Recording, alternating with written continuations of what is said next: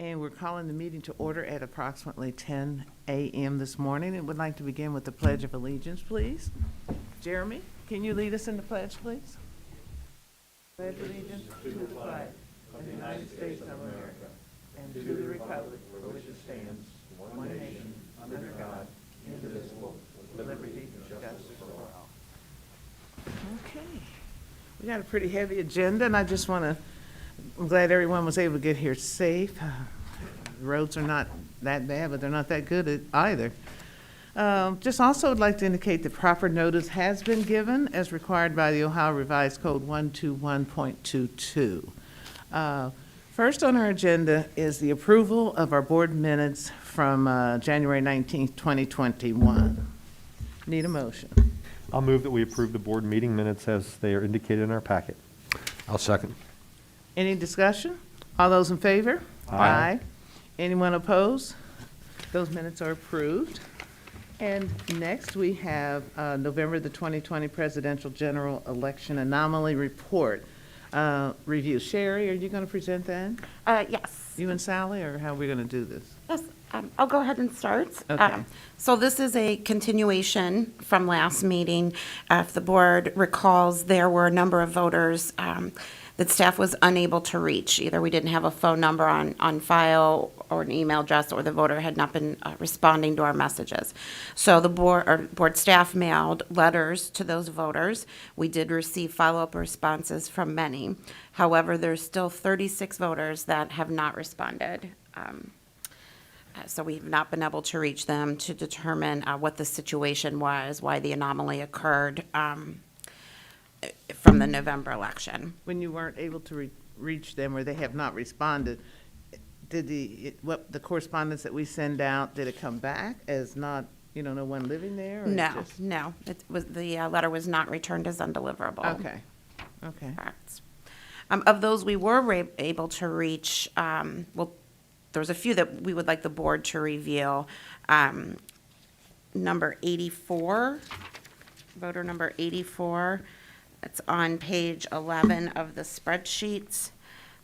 This was a voter that we did bring to your attention last meeting, in which our administrator spoke to the voter, and he said he did cast 2 ballots. Only one was counted, but he said he did it to see if he could vote twice. With all the talk about fraud, didn't see the harm in it. So we wanted to bring that one to your someone attention. like that? I know. Test. And then we also have voter number 119, who was on the last page of the spreadsheet, page 17. The board had received information that this voter did not live at the address in which she is registered to vote, and that she in fact lives in New York.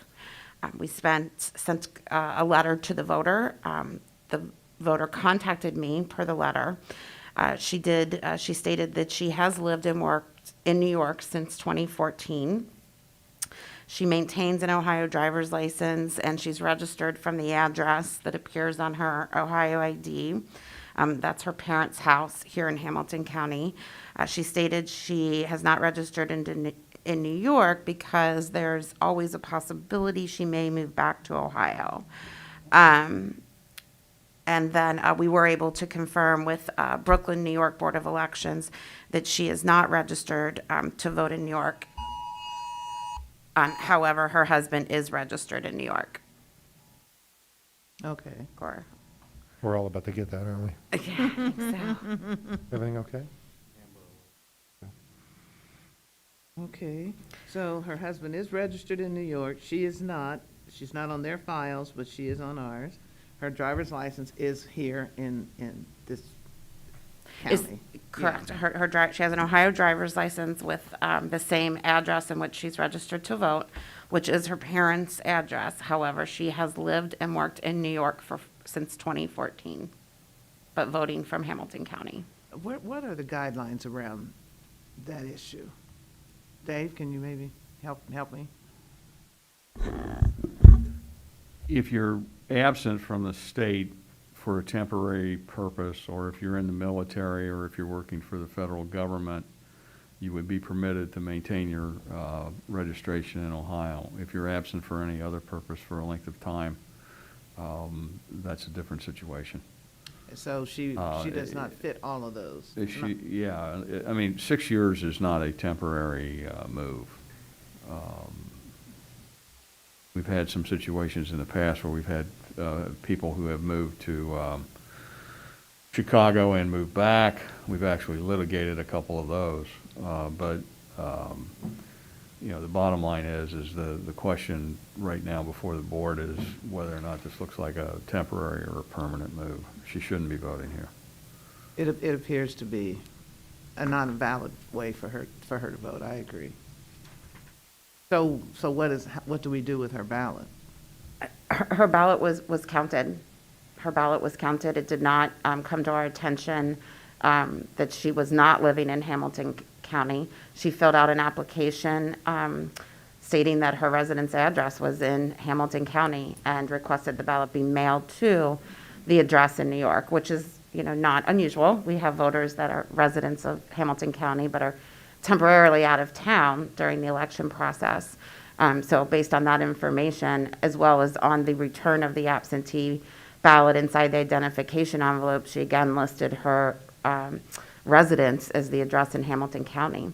So her ballot was counted.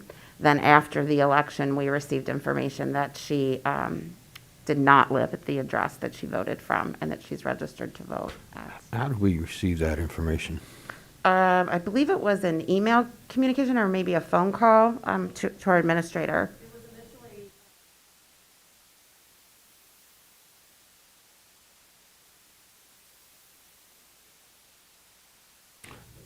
And do we know who the individual was who raised the issue?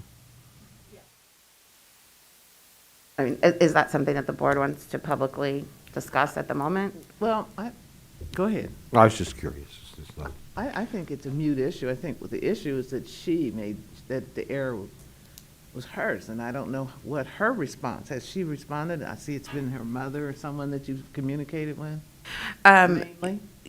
The voter herself contacted me based on the letter, so I did speak to the voter.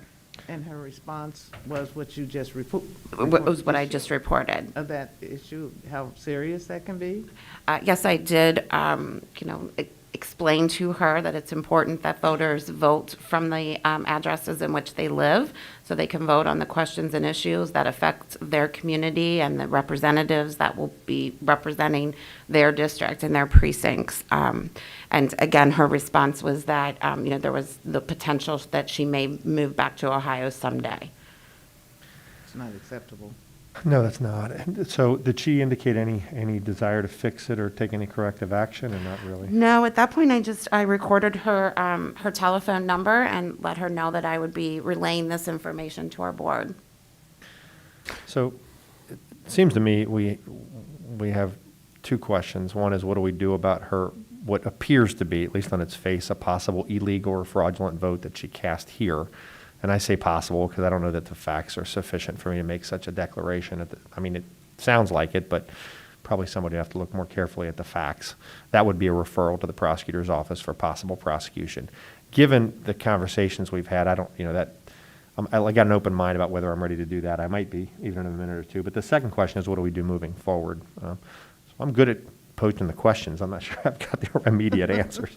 But this one gives me heartburn. I knew about it as we were coming in, and I think we should take some action. I don't know what the pleasure of the other board members are, but I can offer up a suggestion after I hear that. So, A couple comments. Going to say something? Yeah, a couple comments. One, just kind of as a point of reference, because I think there's often public misunderstanding about this question. You asked about what do we do about her ballot. I think there's often a misconception that we can identify that ballot, and the fact of the matter is that once a ballot is received and is separated from its stub and is counted, there's absolutely no way to go back and retrieve a particular voter's ballot.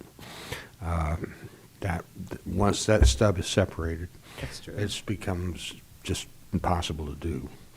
And I raise that because I've seen and stories about not so much here, but in other places, the idea that you can go back and pull a group of ballots and that somebody's arguing might not have, shouldn't have been cast, you can't go back and identify those ballots. That's just one thing. In this case, it strikes me that maybe the voter has a misunderstanding of what they could do and they couldn't do, and they were doing something that is clearly not appropriate. I kind of agree with Alex that I don't think we want to refer this necessarily for prosecution, but I would support sending a strongly worded letter to the voter saying that this, she needs to register where she lives. If she continues to vote from Hamilton County under these circumstances, we will take action. I think that would be appropriate. Sherry, is there a mechanism by which a citizen can just cancel their registration with us? Yes. Is there a form, or do That's they a just- form. It's a form the voter would complete and to cancel the What registration. about that letter including that form? I would agree with that, yeah. Well, it should say, we can cancel her registration here. Can Yes, we? that's also We correct. could, yeah, I would- and I wondered about that. I mean, no one's filed a challenge per se. I mean, I guess the board can act on its own based on the information that we have, but, Yes. yeah. I feel that we should send her a very strong letter, and also that we should close out her, destroy her registration and not allow it to be here actively anyway, period. Do you feel like the information is sufficient that we do that? I mean, I normally would, agree with such a thing. I just wonder if, again, Dave, we always turn to you and when there's a question. I mean, The is bottom it- line is you've referred cases like this in the past. I know several years ago, you referred a woman who was staying with her daughter and actually lived in Memphis, who voted here. I remember that. The question becomes whether you refer it or not. Most of the voter cases are getting diverted anyway. So my question, not to interrupt, is not so much about referral as it is the board's legal ability to just simply decide to cancel her registration based on the work of our staff. and You others. certainly have the right to investigate a registration when this kind of information has come to your attention. But does that answer your question completely? Yeah, I mean, it does. Again, for me, it's, I think typically we'll cancel a registration based on a voter challenge and some other sworn testimony, and there's some burden that I think needs to be met before we do such a thing. But I mean, since you're suggesting we do that, I'm not, I don't know. I want to hear what Chip is on the question of, do we cancel it or do we refer it, or if you care to. Well, I wonder if we are at the point where we can or should cancel her registration. I mean, I guess I should open by saying what she's done, in my mind, is clearly improper. In my opinion, she doesn't live here. I mean, she may have other issues to worry about. Maybe she's not paying taxes in New York. Who knows what's going on there? But clearly she doesn't live here in Hamilton County, and I don't think she should be allowed to vote on Hamilton County issues. So, do we challenge her ability to vote? Is that the next best step? I think that canceling her registration that's a serious step by us, one which we don't take often. Is there an interim step? I mean, does this deserve more investigation by the prosecutor's office, and that letter that says, you need to convince us that you are worthy of voting here in Hamilton County, or we're going to take steps to cancel your registration. So I continue to pose questions like you, Yeah. Alex, but clearly I think all four of us agree that she shouldn't be voting in Hamilton County elections Yeah. anymore. Absolutely. What about this? Go ahead, Dave, sorry. I would, the suggestion came up earlier that you send her a letter with a cancellation form, and I think that allowing her to do that herself would probably be the best. I agree. Yeah, I think that's that's the your- area we probably all that's- can agree on. Okay. Yeah, that's the Yeah. interim step that Chip is talking about, rather Okay. than jumping to the cancellation. But, if she doesn't return it or she don't get a response, I think Well- You're within your authority to do it. Right. And again, I think that letter should include not just sending her a cancellation form, but a clear statement that if she continues to attempt to vote under these circumstances, then we would refer that for prosecution, because she's been warned and notified that this is not appropriate, it's not legal. And I prefer that she cancel the registration herself rather than we do it. Yeah, there's probably directives from the Yep. Secretary of State that would require you to refer it if those steps aren't taken. Yeah. To So I- refer it to the prosecutor if she does not complete the cancellation form. So it seems to me that a strongly worded letter, and I agree, Caleb, that some language about potential prosecution should be in the letter, and then including cancellation form, and maybe even a deadline, and then putting this back on this board's calendar, back on our agenda, just to review the status of it, because it is, I think the public expects us to take this kind of thing seriously, and I think we should. And if she cancels her registration, then we can ultimately make a decision about the future of the case. So I always play the devil's advocate. Yeah. So this happens, the letter goes out, she cancels her registration, and then she decides she's going to relocate back here. Is there a process that should be put in place that she notify us, or we catch that? You can just re-register, right? Yes, she But how can. do you know it's a valid re-registration? I don't know that you want to take that step. If she re-registers, I think you have to assume that she's moved back. Right. Yeah, you have information here, but, obviously people are, we're living in a mobile society. And That's true. And if she moves back and re-registers, I think that you accept whatever she brings to you in terms of proof of where she lives. Is there any, I think the chair makes a good point. Is there any way to flag, is there any way to flag that kind of thing, or would we even know it? Or once we cancel her, she's out of our VR system, right? Right, I mean, Yeah. the record remains there, but a new registration would be a brand-new record. Right, right. Okay. The only thing is, like, what you just said, a point raised was, sometimes, but I don't know if we're able to do this, in some systems where I have been involved in, they have an alert on that particular person's file, so we are not able to tag it in any way as an alert or something? Not once it's canceled. There's different types of alerts and flags that we can put on voters' records when they are either active or even in inactive status. But once they're canceled, it's over. Okay. From there, if they're Okay. canceled, it's done. And then if they would re-register, it's a whole new registration. Okay. Okay. Right. I mean, frankly, right now, you don't know what the circumstances are with her up there, and should she choose to move back because she gets divorced or because she gets another job, I mean, what do you do? Yeah, okay. This is speculation, of course, but Yeah. it would appear to me that she prefers to vote in Ohio because Ohio is a swing state and New York is not. And so she may feel like her vote in Ohio carries more weight than it does in New York, but And we've seen that before. Yeah, that makes, I'm not surprised. Well, All we, right. we saw that in the woman from Memphis, too. I mean, Tennessee was a lock, and Ohio was not. so. Ohio was not that year. That's right. Well, we're not psychologists, so it sounds like we can't get into her head as to really what's going on, but I support the movement that we're taking at this particular point.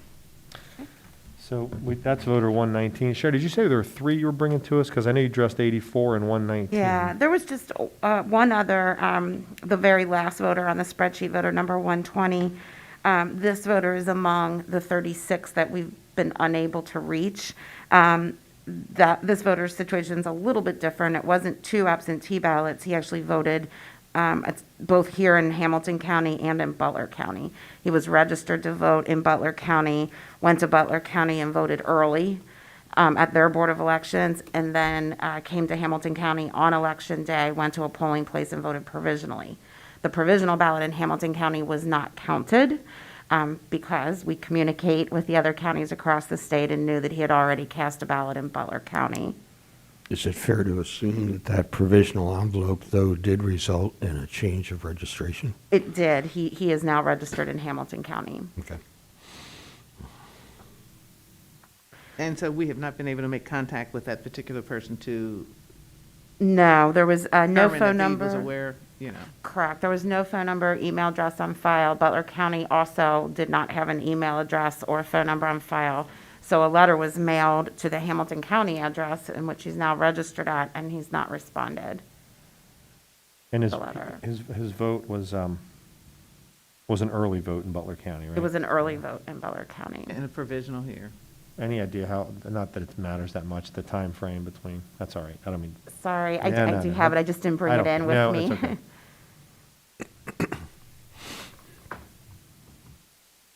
That one's a little more interesting. Yes, and like I said, he's among the 36 that we have not been able to reach. But even though the provisional was cast here, it did not count. It did not count, that's correct. Okay, so Because that's during, something- yes, right. during the verification process, a part of that process is to look to see if the voter's not registered here. Were they registered in another Ohio county? If they were, we verify that, and then we also verify that they did not cast a ballot. Butler County responded to us that he had cast a ballot in their county. Okay. Because that's where he was registered at.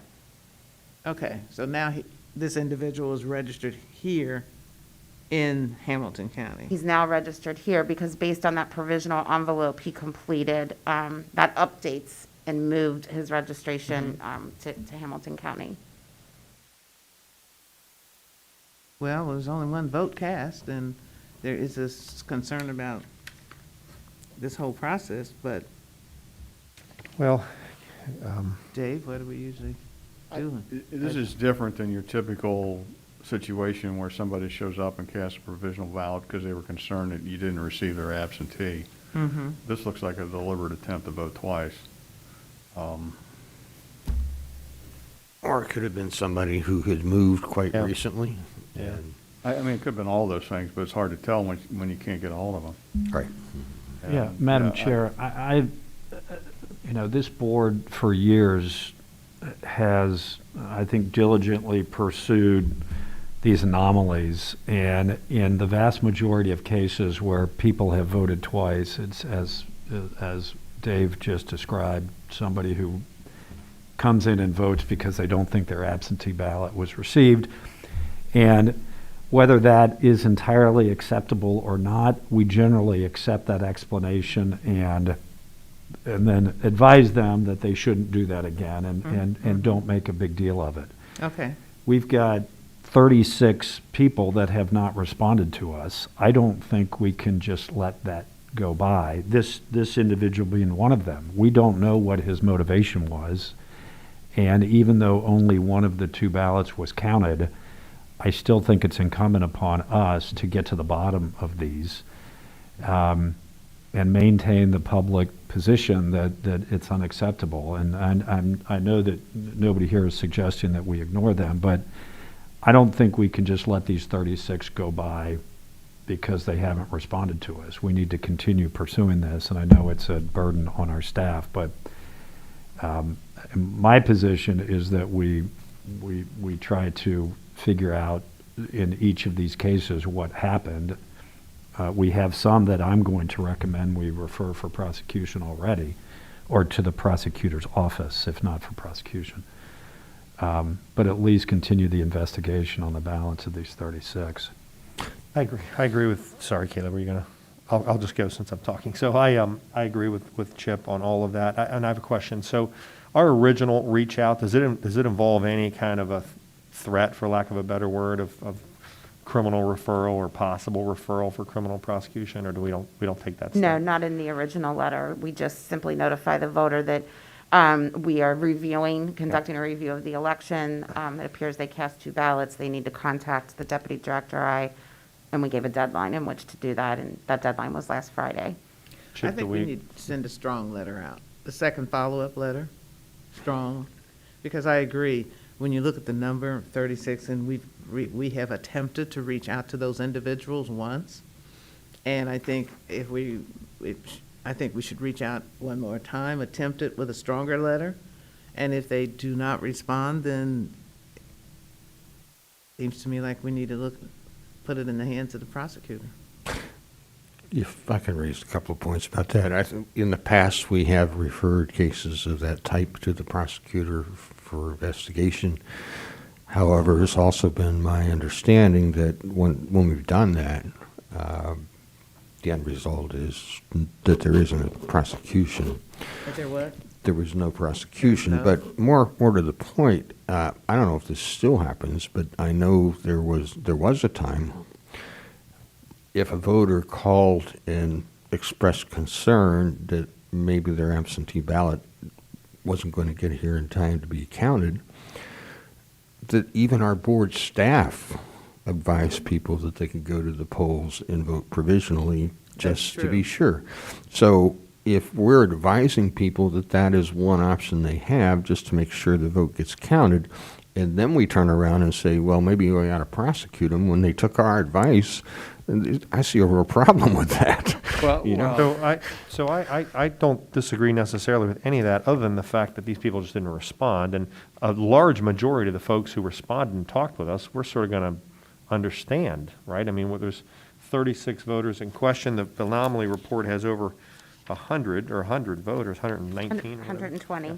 So, we are going to ultimately accept their explanation. The problem with the 36 is Chip's point, that we just don't know it. So I think that's the main concern. And again, I think if those 36 were to communicate with us and talk with us, my guess is a large majority of them wouldn't face any criminal sanction or possible sanction. So I think to try to reach consensus here, I think, again, another strongly worded letter that references the possibility of a referral for criminal prosecution perhaps gets somebody's attention before we take that step. I agree.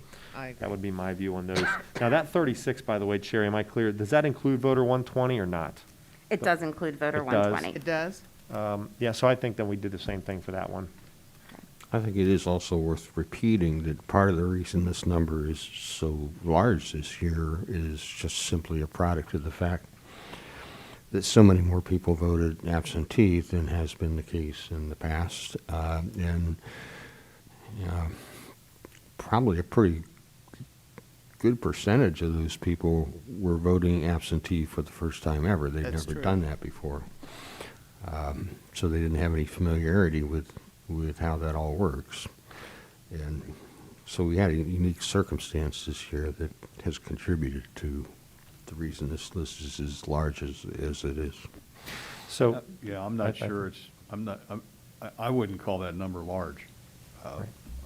In terms of presidential years in a county this size, I think the number of anomalies that you have is amazingly. I agree. Just- When you look at the So- percentage. Just yeah. by my own recollection is that in the past it hasn't been quite this big, but, Well, you know. yeah, but, we're dealing. COVID and everything. We're dealing with both what you indicate, and we're also dealing with the fact that we had a fairly hotly contested presidential election this Yeah, year. right. That some years we just don't have. And mass confusion about the information that was being communicated as well. Can we go back to voter 84, however? That's not in the 36, is it, Sherry? That's not, Yeah. that's correct. That's So not- voter 84, to me made what can be a fairly incriminating statement. So again, I'm just, Dave's our board counsel, so I'm always very reluctant to dive into these issues legally. But the illegal voting statute in Ohio says vote or attempt to vote more than once at the same election by any means. This is an individual who has made a statement now that said he did it to see if he could vote twice, meaning he was aware of his intent. Intent's obviously a major component to any potential criminal prosecution. I'm not suggesting this person should or shouldn't be prosecuted, but I do think we have at least on its face evidence of a possible fraudulent vote. And for that, I'm going to move that we refer voter 84 for further investigation and consideration by the Hamilton County prosecutor. I'll second that I motion. second that, and I also would like to say knowingly. It wasn't possible. He knowingly did what he did and stated it. Okay? Any more discussion? You made the motion, you seconded? Yes. All those in favor? Aye. Anyone opposed? Abstaining? That motion carries. Thank you. Does that dispense with the anomaly report? Do you have direction on all of them now? Yes, we have direction Thank of you. all of them, All right. yes. Okay. Next, November 2020 presidential general election precinct election official assessment. Yes, per our board policy and Secretary of State directive, our precinct election official department conducted a election day performance assessment of all of our polling locations. Happy to report that 110 of our voting locations just require no action when we put them through our formula of the assessment. 12 voting locations did so well that staff would like to send a letter of commendation to the poll workers who worked at those 12 polling locations. There were 172 voting locations that staff is recommending we send them some retraining information. There may have been one area where they had a problem, and so the staff feels that sending them the retraining information, requiring them to review that information and then sign off on a letter acknowledging that they've reviewed it and now and are aware of that training before they can be appointed again. Did you notice a particular pattern in that particular area, or was it more broad-based? I think Jeremy might be able to better answer that. If you wouldn't mind, Jeremy, maybe come to the microphone because those viewing virtually won't be able to hear you.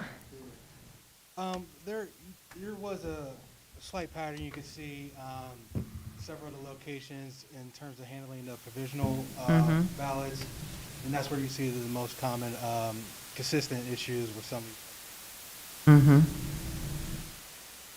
So it was more related to provisional process. Okay, that's good to know.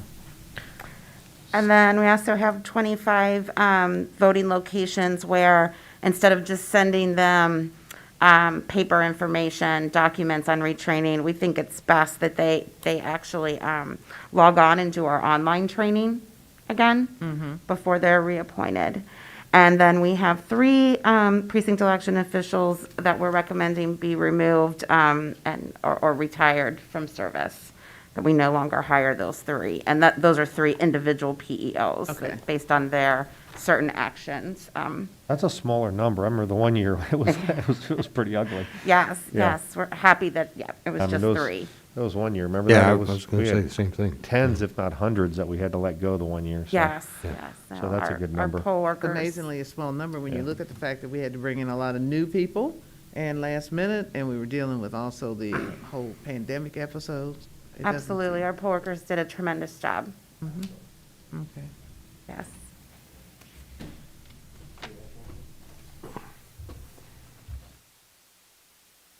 So this is something, staff, Fran. staff summary report is something that does need to be approved by the board. I'll move that we approve the summary, staff summary report about precinct election day performance. I'll second. We're approving their recommended actions. Correct, correct. I'll second. Okay, any more discussion? All those in favor? Aye. Anyone opposed? Anyone abstaining? That motion carries. All right, next we have a certification of petitions, candidates petitions. Yeah. Yes, so currently, I know it could be it's a little different in an odd year, but the board is required at this point in time to certify partisan candidate petitions that have been filed to run in November of 2021. You have a list in your packet of all of those partisan candidates petitions that staff is recommending you approve. I will note there's a separate list that's entitled Board Review. We'd like you to handle those candidate petitions individually. But the list entitled Hamilton County Candidates List filed for May 4th, 2021 primary election, those petition staff all found to be sufficient. Okay. I will note that there's only a partisan primary in 2 jurisdictions for the May election. One is a Republican primary in the city of Harrison for council, and the other is a Democratic primary for mayor in the village of Silverton. I'll move approval of the, again, this is the one that does not say board review. Right. Approval to the ballot of these candidates for the May 4th, 2021 primary election. I'll second. Any more discussion? All those in favor? Aye. Aye. Anyone opposed? Anyone abstaining? That motion carries. Just point of curiosity, I look at City of Mount Healthy. We've got 2 candidates filed, which we are just approving, but apparently there are 4 seats open. So what happens if people try to file for the remaining 2 seats? We could have independent candidates file. That filing deadline has not yet passed. Only the partisan, only those filing under party. Okay, Yeah, so independents could still file. just curious. And then on the list that it is entitled Board Review, there's 4 petitions that all have sort of unique situations that we'd like the board to look at individually. The first part petition is for R. Bittner. You do have copy of those part petitions with you. On part petition, page 3, side 1, the petition for candidate section, nominating section was left blank. And without that page of that part petition, the candidate does not have enough valid signatures. I will note all of the candidates that appear on this board review list were notified that there may be, their petitions may be insufficient, and were given the option of withdrawing those petitions, refiling new petitions, and they declined to do that. So they were informed that the board would have to make a decision on whether or not these petitions were sufficient. So again, with the Bittner petition, the problem is that the nominating section petition for candidate, where it lists, the candidate should have listed the political party and the candidate's name, that is left blank. If I recall in the past, if you do not complete that section, it's not valid. I was always told. Is there a policy or a code that's, a rule that says that? The question with respect to these are issues of substantial compliance as opposed to strict compliance. There's case law that would suggest that as long as the top part is filled out correctly, the bottom part is not necessarily required. So there's a case law that states that. Yes. If you look at the Bittner petition in particular, he's got what he's running for, he's got the, and this is on page 3 with the problem, he's got what he's running for, he's got the party that he belongs to, and he's got his signature, and he's got the party in 2 different locations. And immediately below that, of course, it's blank. The question is going to be is whether or not there's any confusion with the people who signed it with respect to whether or not Mr. Bittner was a Republican running for president of the Council of Mount Healthy. That's the question the board has to decide. But substantial compliance in that situation, that's something that has been litigated in the past and found to be substantially compliant. I can see if a person was signing a form, but I would not have signed a form myself if it didn't have the name of the candidate there, nor their political party. But I guess not Dave, all so- of these voters didn't think that was important, I guess. Looks to me, if you look at the declaration of candidacy, we clearly can see the candidate's name. And On the back of it, you're talking about? No, immediately above it. section above, Oh, okay. and also a statement that he is a Republican. That's correct. So True. the section below that would simply reiterate what's already contained above. I would regard that as substantial compliance myself.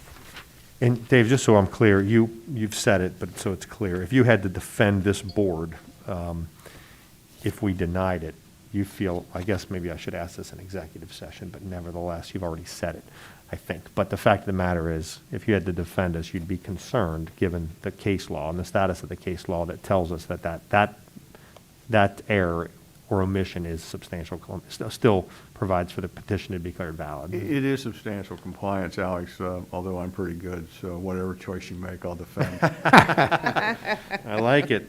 The snow has given you boldness. That's good. Well, you know, Barrett, when you look at the fact that, number one, yes, it's very clear at the first part of the petition. If anyone is signing this, unless they were signing, even if they signed the back, it would have that particular information as well. Correct. So I don't see, as long as we're not, there's nothing that we have to worry about as far as not following process or procedures. I just know that should something like this come up in the future, we also always have to look at what we did here today to determine what we do tomorrow. So I'm very comfortable with supporting this. I'll move approval then of the R. Bittner part petition as valid and certify him to the ballot. I'll second. Any more discussion? All those in favor? Aye. Anyone opposed or abstaining? That motion carries. Thank you. Okay, the next candidate petition on your list, D. Lingo, all 5 part petition pages on side 1, the signature date in the declaration of candidacy section was dated 2012 instead of 2021. Dave, same question. It's a question of substantial compliance. And candidly, I've done this myself. I guess the two numbers, 2021 it's just a harder number to write, I guess. But That's an inverted number, and it's, you would have more of a problem if the date was later than the dates the people were signing the petition. yeah. But that's not what you have here. You have a date that's clearly earlier, even if it's by 8 years. I'll move approval of the. Plus the there's top further- of the form has the correct date. Correct. When you look at the line or two above has 2021. That's for the election, and that's what, Right. that's the important part of it. Yes. I think that's clearly an inverted number there, I think. I'll second the motion. Yeah, I'm not sure I was clear about it. I just want to make sure I am making a motion that we approve the D. Lingo 1 part petition and certify that candidate to the ballot. Your motion, seconded with the clarification. All those in favor? Aye. Anyone opposed? Anyone abstaining? That motion carries. This third issue is just like the first one. Yep, given that, I'll move rapid approval of the R. Parsons part petition, given that we just moments ago sort of forgave the other error, so at least found the petition to be substantially compliant. So I'll move approval of that petition, of the R. Parsons petition. I'll second. Any more discussion? All those in favor? Aye. Anyone Aye. opposed? Anyone abstaining? That motion carries. Thank you. The last petition listed on your list for your review has 2 different problems. The first part petition, page 1, side 1, the office that the candidate is seeking is left blank in the declaration of candidacy. And then on part petition, page 2, the date of the election is incorrect. The office gives me a little more heartburn. It's only on one part petition. Correct. And if we invalidate that, would it deny this person access? Probably. That's correct. Well, that seems substantial to me. I mean. Dave, I'm sorry. That's more of a problem because there is, the question is whether or not these people knew what they were signing, and when you have the office that's left blank, I don't know that you can actually say that that's substantial compliance. I would agree with Alex that the date of the election I don't think is particularly important because it's for whatever primary that's occurring this year. So, question. This is the first sheet, the office is not listed, but on the second sheet, the office is listed, but the date is not a real issue. Correct. The question, I have a very small issue with the date, but I don't think the date of the election is substantial compliance. That's the question. Mm-hmm. The problem you have on the single part petition where the office is left blank is a different issue. We have disqualified petitions for that in the past. We have, so we Yes. consistently do that in the past? Yes, I think that's when the correct. office is left blank. Okay. I think that's correct. What have we done in the past? I missed that because. When the office is left blank, we have disqualified those part petitions. And understand this, you're not disqualifying both part petitions, you're only disqualifying one if you find a date to be Yeah. substantially compliant. Yeah, I know in the past, the office is always an issue, because again, and the part petition is presumably circulated absent the other one, so That's right. you're not, voters are signing up on a petition for an office that's blank, and the concern would be maybe this person was contemplating where to run before they even, when they circulated, and then thought they could fill it in later, which, again, I'm not impugning that on this individual, but that we have seen that occur where people, change their mind. So Right. I do not find this substantially compliant myself, and I'm hoping we can find consensus, but I'll understand if we don't. Well, I think if we have, this is something that we normally routinely do when we see a situation like this, then I would support that. When the office is left blank, we routinely disqualify those part petitions. Okay, so this one petition is disqualified. Correct. So it's clear that will deny this person access to the ballot. That's Well, something we don't like to do, but, It will deny her access to the ballot as a Democratic candidate. right. The question of whether she can file as an independent or a write-in is still open. Yeah. Right. I'll second the motion. I I don't think I made it, not to interrupt, but I'll make it clear for the record that I move that we deny the C. Tincture part petition for not being substantially compliant. And has this been brought to the attention of this particular individual? Yes, all of the candidates on this list were notified that there was a potential problem with their petition, and they were offered to withdraw these petitions and start over, recirculating by the deadline.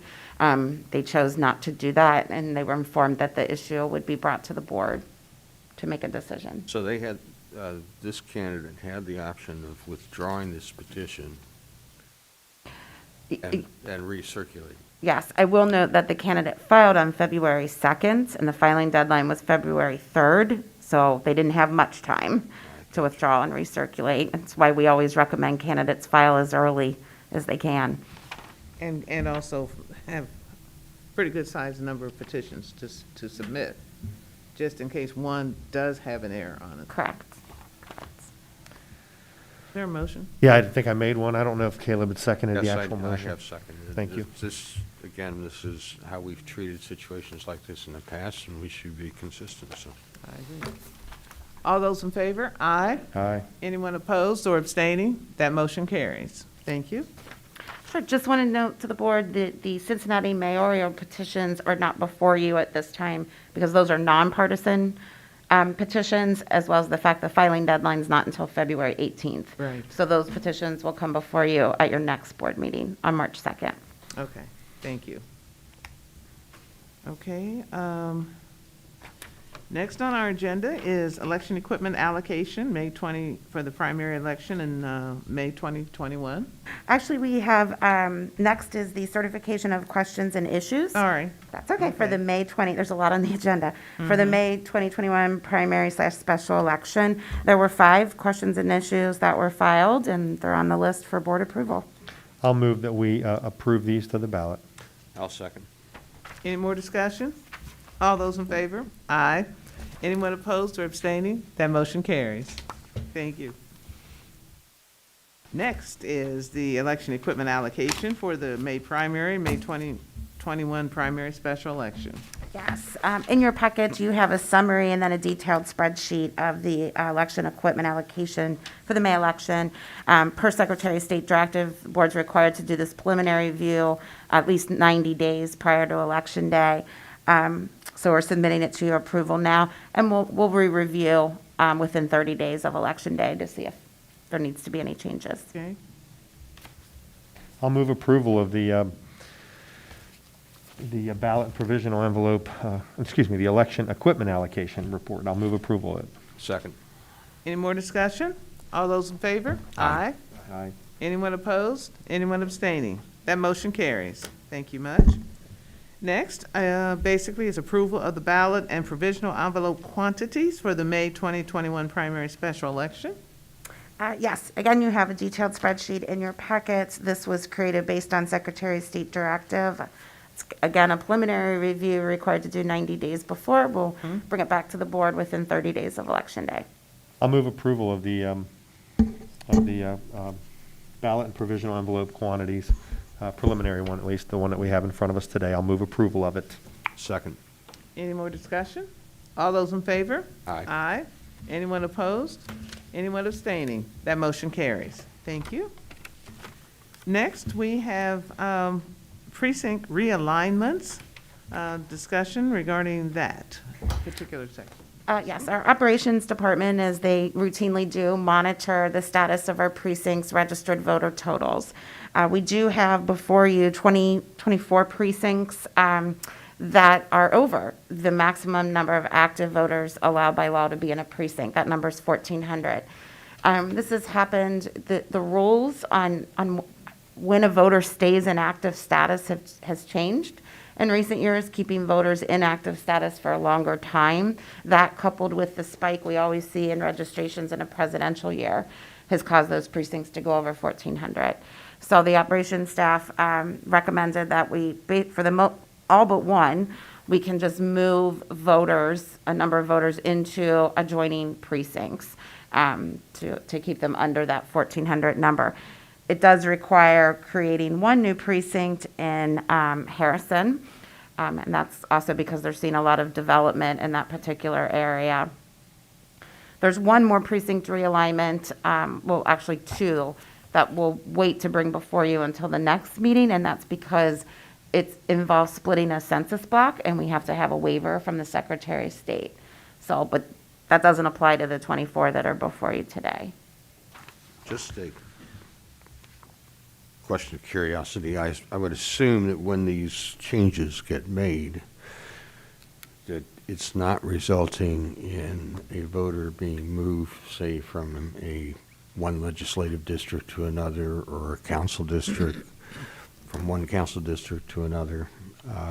No, they take all of that into consideration when they're looking at which voters we can move. We never want to create split precincts if we don't have to. And I don't believe any of these are, yeah. Caleb, that's a great question, and I just want to thank the operations department because I met with them individually because I had a lot of questions about this whole process, since this is the first time I've had the opportunity to be involved in this type of situation. And it was very reassuring that they were able to answer every question with an explanation, as well as following the guidelines by the Secretary of State too. So I just want to thank you all for taking that time to walk me through this, so I don't have to spend all this time in the meeting trying to ask for clarification. But I was raised the same questions. Well, this is a process that we've been through many times, so. So we need a motion? I'll move that we approve the precinct realignments as recommended by staff. Second. Any more discussion? All those in favor? Aye. Anyone opposed? Anyone abstaining? That motion carries. Thank you. And again, thank you, Operations Department, for walking me through this. And next on the agenda is full-time staff appointments. Yes, we have a new member to the Republican team. We're recommending the appointment of Laurel Bauer as a registration official in the registration department. As is customary, I'll make the motion in this case to approve. And I'll second it. Can I second it? Thank you both. Laurel Bauer is going to be a great addition here. She's been an extra for us, and she's been interviewed at least a couple times by the team and brings a very interesting background here. So I think she's going to fit in very well with our team. So thank you both for making the motion. Okay, all those in favor? Aye. Aye. Anyone opposed? Anyone abstaining? That motion carries. All right, any other business? Sally, do you have anything? I do want to recognize this is Caleb's last board meeting with us, and want to thank him for his 11 years of service on our board. I think the Secretary of State is sending something for you, but it isn't here today. And we do have some bagels and cream cheese afterwards if you want to help yourselves. So does that mean that Caleb will, after we get through the pandemic, we'll all go somewhere and have a real celebration and on him? No, not on him. Try, Gwen. I just want to say it's just been a pleasure. I have worked with Caleb over the years, and his wisdom, his history of knowing all of the little ins and outs of voting and the voting process is just phenomenal. And he just has an art in liking to crunch numbers. So, I'll still be talking to you about that. So again, it's been really great working with you. Hey, Caleb, I agree too, and I know we're certainly when we're not sitting up here, we're on other sides of the aisle, but I mean this. You've been a great board member and a great partner. It strikes me that many times over the course of the 11 years, you would say, I'm not a lawyer, but, and then you would deliver what was an incredibly sound, logical, legal conclusion. It always amazed me, and it was really, I mean, every time you would offer up an analysis, even if I disagreed, and I often did, it was always grounded in fact and a clear-eyed view of what you thought, and you related here very well. I think your service was excellent, and I really appreciate it and will miss working with you and sometimes disagreeing with you respectfully. But I think this board has done incredible work over the last many years. I think the place where we sit right now is a testament to our ability to all work together. I think the election that we just concluded demonstrated further to the community that we can run an election despite strong partisan differences when we're not sitting here. So I think your service is to be commended, and I thank you for it, and I will miss working with you, but I look forward to seeing you in other places. So congratulations on a wonderful career here. Thank you. Yeah, Caleb, I also want to extend my best wishes to you. We have always sat at the opposite end of the dais these entire 11 years, and I don't know that anything should be read into that other than that's where we were placed. Alex's point about your astute insight and recognition, and what I sincerely believe your constant looking out for the voter and the voter's right to access to the ballot, access to the polling location. I mean, right church, wrong pew would not be an accepted form of voting, I believe, if it weren't for you. You raised that issue at a time when it may have been the most divisive situation we had as a board. You raised that issue, and it ultimately became the voting law here in Ohio. So congratulations to you, and I think ultimately it has served the voters of Hamilton County and the state of Ohio better, even though we were in a pitched battle at the time. I remember you with those old books, maybe a bit dramatically trying to figure out how can anybody figure out who votes where on these things. But it's been a real pleasure to work with you. And to Alex's point, despite our partisan differences, we have been through a lot. It has been professional and cordial. And again, I think that this last election cycle, while I'm sorry that you're leaving, it may be the capstone for your career here on the board, for all of us to have gotten through this in a cordial and professional way. And even though I often sat over here as like, confound him, oh, he's making sense, and I don't really agree with it, but he's making sense. I've enjoyed working with you, and we will miss you here. And good luck in your future endeavors. I assume it won't be the last. We senior you either. We'll see you probably in the bullpen at the next the next election. Absolutely. And Don't know about that. yes. So anyway, thank you for your service, and good luck and Godspeed. Thank you, both Alex and Chip and Gwen as well. It's been my honor to have had the opportunity, really, to serve on this board for 11 years. I, too, take pride in the fact that we, by and large, conduct our business in a very professional, relatively nonpartisan manner. We have our partisan differences from time to time, but even when those occur, we manage to do so in a civil manner. And I think, at least over these 11 years, Hamilton County Board of Elections has reached a point where we're regarded as one of the best-run boards of elections in the state of Ohio.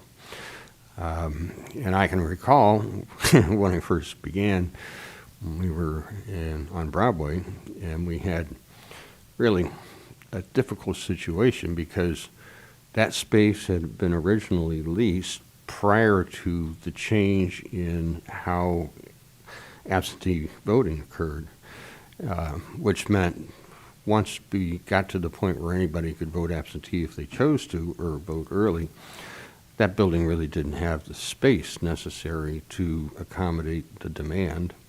And consequently, it was not uncommon for photographs of the Hamilton County Board of Elections to be showing up in the national press, even illustrating the problem with long lines. So I agree with Alex. One of the things I take special pride in is our joint decision to have moved here to Norwood, which I think has allowed us to go from one of the worst to one of the best. And consequently, I think we were able to get through this last election with relatively few problems, and that's part of the reason why. And,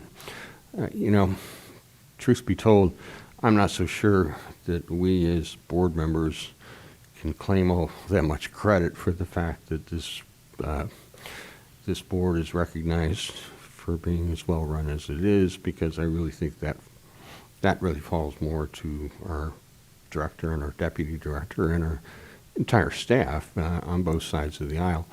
I know it gets a little testy, I'm sure, here at the board when you have a building half full of Democrats and half full of Republicans. There are going to be some moments where things get a little dicey, but I think by and large we've managed to do a pretty good job of overcoming all of that and getting the business of the voters taken care of. And so I've enjoyed it. I've enjoyed working with both of you, Chip and Alex, over the years, and so thank you.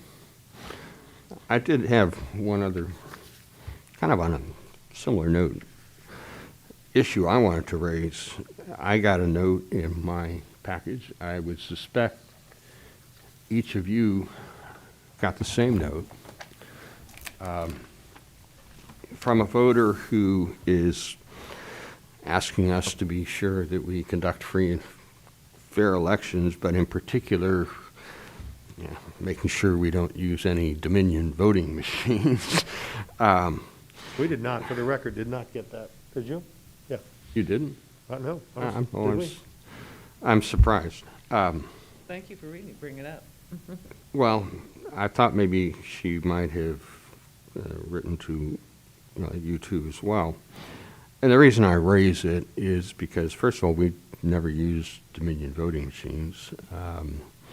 We use all paper ballots. There's a very clear record of how people, you can always voted. You can always go back and recount the paper ballots.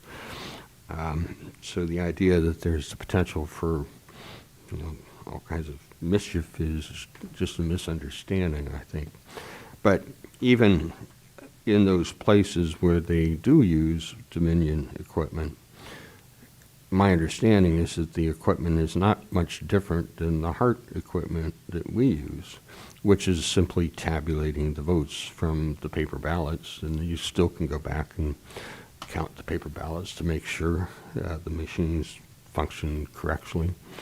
I just think that I raise it because I wonder if it might not be appropriate for us as a board to respond to this particular voter and indicate that some of her concerns are probably a little overwrought, but I wouldn't put it quite that way. Just to assure her that we do take steps to make sure these issues are taken care of. I agree. I think that this definitely deserves a response from all of us as the board. Thank you. To this particular individual, just to reinforce to her that our system here is safe and secure, and we do not use that type of equipment. So can put a letter together, and I'd personally I think we should sign it ourselves. Would you like us to use your electronic signatures that are on file? I'd like to see the letter first before it's sent. Yeah, we'll circulate it through email. Okay.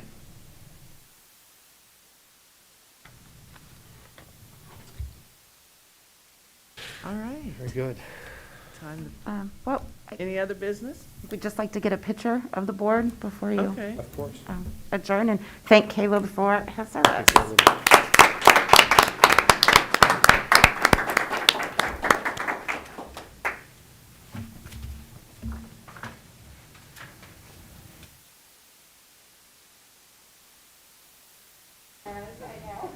Our normal, our digital communications manager right now, so. Oh, okay. So you got So you're gonna do it.